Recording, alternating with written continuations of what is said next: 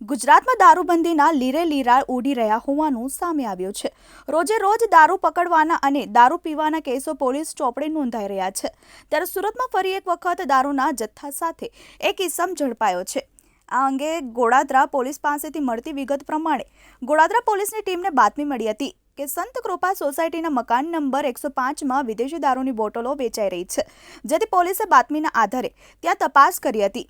આ દરમિયાન એક સુરેન્દ્રનગર મનોહરસિંહ કાચવિયા દારૂનું વેચાણ કરતો હતો, જેની પાસેથી પોલીસે વિદેશી દારૂની અલગ અલગ કંપનીની 27 બોટલો ઝડપી પાડી હતી, જેની કિંમત 52,000 જેટલી થાય છે। આ સાથે પોલીસે એક મોબાઈલ ફોન પણ કબજે કર્યો હતો। પોલીસે આરોપી પાસેથી 82,000નો મુદ્દામાલ કબજે કરી કાયદેસરની કાર્યવાહી હાથ ધરી છે। આ સાથે જ આ ઇસમ દારૂનો જથ્થો ક્યાંથી લાવતો હતો તે અંગે પણ પોલીસે તપાસ હાથ ધરી છે।